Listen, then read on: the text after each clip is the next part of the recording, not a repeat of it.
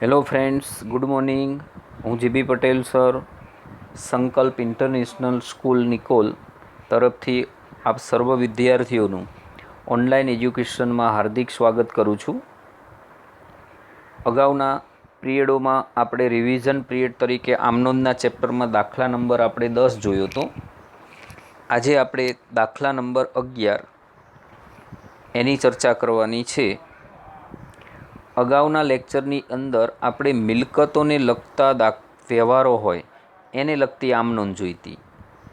આજે આપણે ઉપજ ખર્ચના વ્યવહારો જે હોય એને લગતી આમનોંધો જોવાની છે. તો ઉપજ ખર્ચના વ્યવહારોની આમનોંધ કઈ રીતે લખી શકાય એની આપણે આજે ચર્ચા કરીશું. તો દાખલાની અંદર તમને પ્રશ્ન નંબર 11 આપેલો છે કે નીચે આપેલા મે 2014ના વ્યવહારો શશાંકના ચોપડે આમનોંધમાં નોંધો. તો તમને મે માસ અને 2014ના વ્યવહારો આપેલા છે. એના પરથી આપણે જરૂરી શું લખતા શીખવાનું છે? આમનોંધ. તો હવે પહેલી તારીખે તમને કહ્યું છે કે દુકાનના ઉદ્ઘાટન પ્રસંગે ચા પાણી અને નાસ્તા ખર્ચના 500 ચૂકવ્યા. જો અહીંયા બધા જ ઉપજ અને ખર્ચને લગતા વ્યવહારો છે.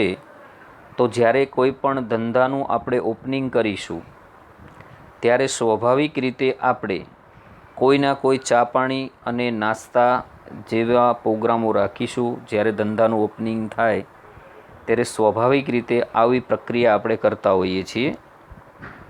તો અહીંયા શશાંકની આમનોંધ લખો ત્યારે સૌ પ્રથમ પહેલી તારીખે જે ખર્ચ વારંવાર કરવાનો નથી, કારણ કે ઓપનિંગ ધંધાનું એક વખત કરવાનું હોય પછી વારંવાર કરવાનું નથી હોતું. એટલે અહીંયા 2014 મે 1ના દિવસે આપણે પહેલી આમનોંધ લખશું પરચુરણ ખર્ચ ખાતે ઉધાર, તે રોકડ ખાતે જમા.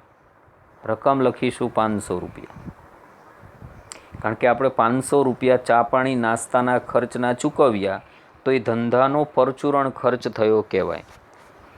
બરાબર. ઉદ્ઘાટન ખર્ચ ખાતે પણ તમે લખી શકો, પણ એ ખાતું પછી વારંવાર ઉદ્ભવવાનું નથી એટલે રકમ આપણે કયા ખાતે લખી દઈશું? પરચુરણ ખર્ચ ખાતે. તો પહેલી આમનોંધ થશે પરચુરણ ખર્ચ ખાતે ઉધાર, તે રોકડ ખાતે જમા. પછી બીજો વ્યવહાર તમને 2 તારીખનો આપેલો છે. એમાં તમને કીધું છે તારીખ 2 દુકાન માટે જરૂરી હિસાબી ચોપડા ₹400ના ખરીદ્યા. તો જ્યારે ધંધો આપણે શરૂ કરીએ તો ધંધાના હિસાબો લખવા માટે જે લાલ જાડા પુઠ્ઠાવાળા ચોપડા હોય હિસાબો લખવા માટે લાવવા પડે. તો આવા ચોપડા જે લાવીશું એ સ્ટેશનરી ખર્ચ ગણાશે. કયો ખર્ચ કહેવાય? સ્ટેશનરી. તો એ રકમ આપણે સ્ટેશનરી ખર્ચ ખાતે ઉધારીશું.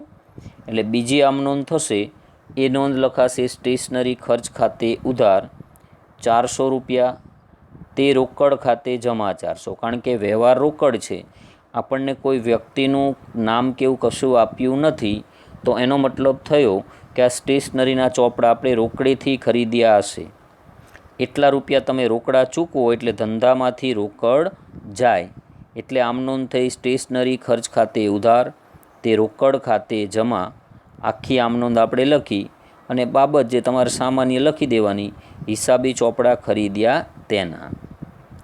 ત્યાર પછી ત્રીજા નંબરની જે આમનોંધ આવશે એના અંદર તમને કહ્યું છે કે મજૂરીના 200 અને લારી ભાડાના ₹100 રોકડા ચૂકવ્યા. ચલો, મજૂરી અને લારી ભાડું 2 રકમ તમે રોકડેથી ચૂકવો તો 2 ખર્ચ થયા. તો અહીંયા 2 ખાતા આપણે અલગ અલગ ઉધારવા પડે.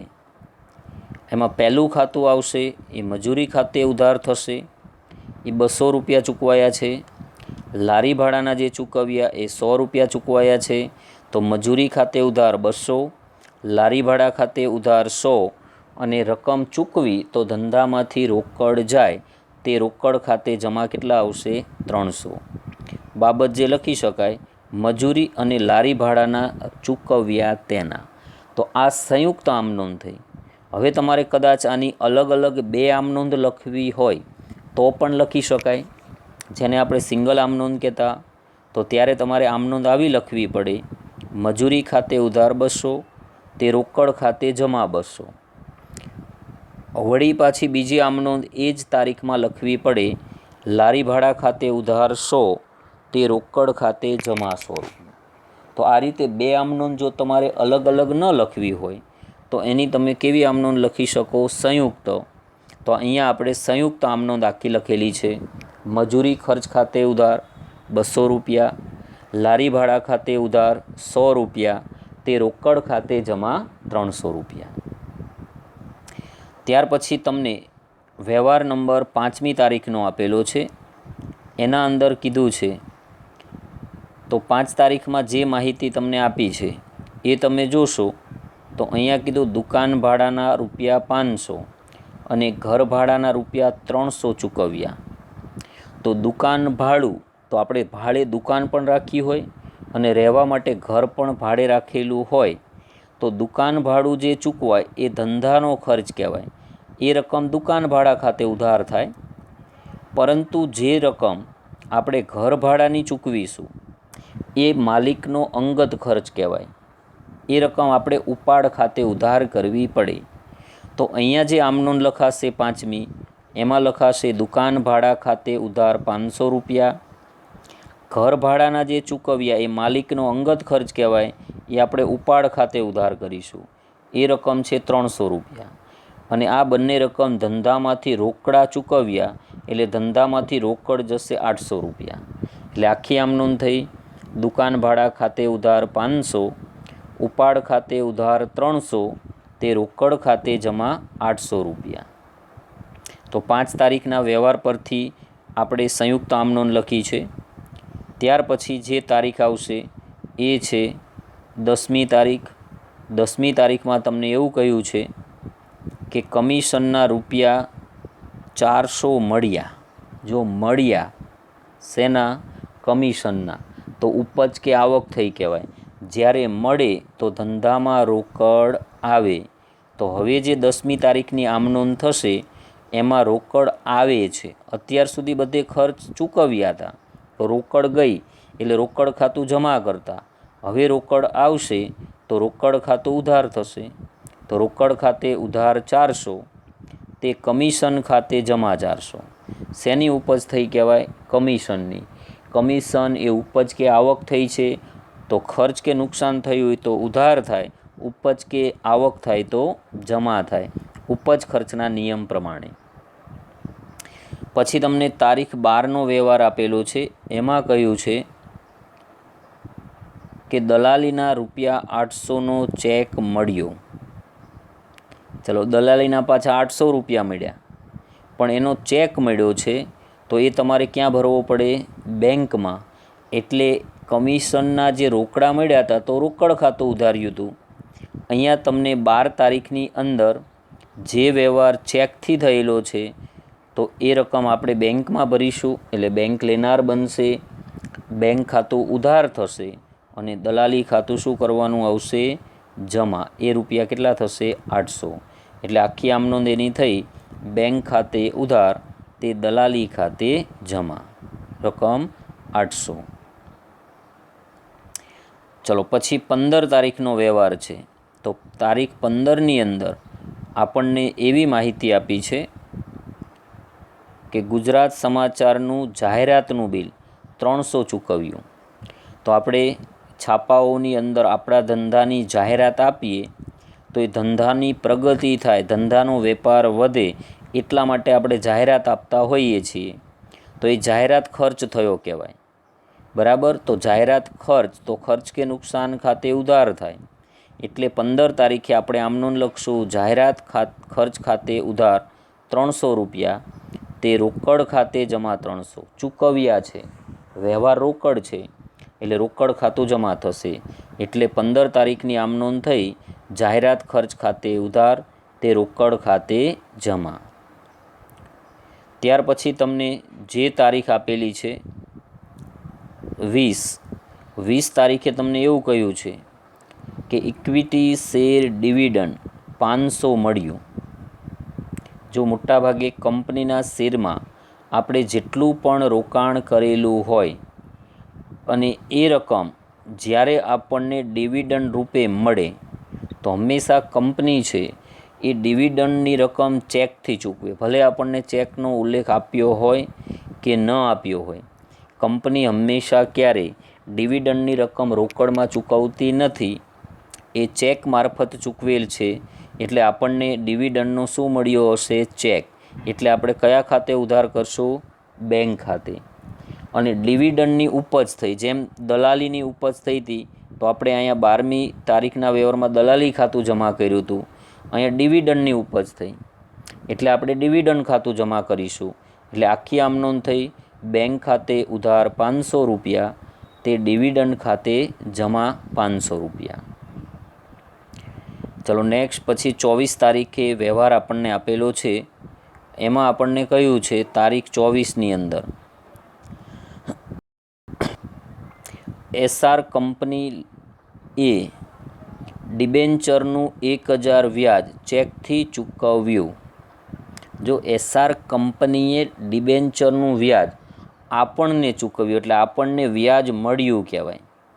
આપણે કોના હિસાબો લખીએ છીએ? તો શશાંકના ચોપડે. તો આપણે શશાંક નામના વ્યક્તિ છીએ. આપણે એસઆર કંપનીના ડિબેન્ચરમાં રોકાણ કરેલું હશે તો એના પર આપણને રેગ્યુલર શું મળે? વ્યાજ મળે. તો જ્યારે તમને ડિબેન્ચર પર કંપની વ્યાજ ચૂકવે તો એ આપણા માટે વ્યાજની આવક થઈ કહેવાય. અને એ વ્યાજ પણ તમને ચેકથી મળ્યું છે. તો અહીંયા 24 તારીખની આમ નોંધ થશે બેંક ખાતે ઉધાર, તે ડિબેન્ચરના વ્યાજ ખાતે જમા. જો ચૂકવ્યા શબ્દ છે તો કંપની આપણને ચૂકવી તો આપણને મળ્યું કહેવાય.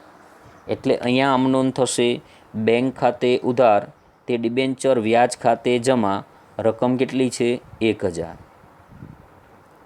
એટલે ખાસ વ્યવહાર આપેલો હોય તો એને ધ્યાનથી સમજવાનો અને પછી એની આમ નોંધ લખવાની. નહીંતર અહીં ચૂકવ્યું શબ્દ હોય તો આપણે ખર્ચ માનીને ઉધાર કરીએ, પણ અહીંયા વ્યાજ કંપનીએ આપણને ચૂકવ્યું એટલે આપણને મળ્યું કહેવાય. એટલે આપણા માટે વ્યાજની આવક થઈ એટલા માટે આપણે ડિબેન્ચર વ્યાજ ખાતું જમા કર્યું છે. ચલો પછી તમને 25 તારીખનો વ્યવહાર આપેલો છે દુકાન માટે 3000ની કિંમતનું સાઇન બોર્ડ બનાવડાવ્યું. તો અહીંયા ખાસ ધ્યાન રાખવાનું છે, સાઇન બોર્ડ એટલે મુખ્ય બેનર જે આપણે દુકાન ઉપર હંમેશા લગાવીને રાખવાનું છે એને સાઇન બોર્ડ કહેવાય. આ સાઇન બોર્ડ લાંબા ગાળા માટે રાખવાના હેતુથી આપણે બનાવેલું હોય તો એ જાહેરાત માટેનો ખર્ચ ન કહેવાય. એટલે એ રકમ હંમેશા ફર્નિચર ગણી અને ફર્નિચર ખાતે ઉધારવાની. તો અહીંયા આપણે ફર્નિચર ખાતું ઉધાર થશે અને રોકડ ખાતે જમા થશે, કારણ કે દુકાન માટે આપણે શું બનાવડાયું? Sign board. બરાબર. તો એની આખી આમ નોંધ થઈ ફર્નિચર ખાતે ઉધાર, તે રોકડ ખાતે જમા. હવે આ બધી જ આમ નોંધ છે એનો તમે સરવાળો કરશો એટલે કુલ સરવાળો 8000 રૂપિયા થશે. તો આ આખી માહિતી શેને લગતી હતી? તો ઉપજ અને ખર્ચના જે વ્યવહારો થાય એને લગતી હતી. તમામ વ્યવહાર એના અંદર બધા જ ખાતા ઉપજ ખર્ચને લગતા આપેલા હતા. તો આ દાખલા નંબર 11 એને તમે ધ્યાનથી સમજશો તો એમાં માત્ર કયો નિયમ લાગુ પડતો હતો? ઉપજ અને ખર્ચ ખાતાનો. તો ઉપજ ખર્ચ ખાતાનો ઉધાર જમાનો નિયમ છે ખર્ચ કે નુકસાન ખાતે ઉધાર, ઉપજ કે આવક ખાતે જમા. એ નિયમને ધ્યાનમાં લઈ અને આપણે દાખલા નંબર 11 જોયો અને એની જરૂરી તમામ આમ નોંધો આપણે લખી છે. એક પછી એક તમે ધ્યાનથી જોશો અને ચોપડામાં લખજો, તૈયાર કરજો. ન ખબર પડે તો પૂછજો.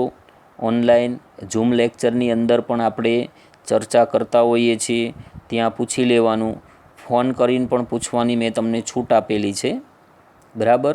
તો અહીંયા આપણે બીજો આમ નોંધનો લેક્ચર રિવિઝન રૂપે ચલાવ્યો છે. નેક્સ્ટ લેક્ચરની અંદર પછી કોઈ બીજા ચેપ્ટરની આપણે ચર્ચા કરીશું.